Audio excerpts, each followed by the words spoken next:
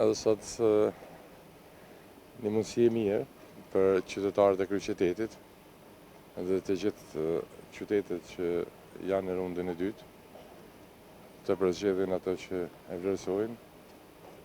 Për 4 vite të ardhshme të jetë një kryetar i cili përmbush synimet, dëshirat e qytetarëve.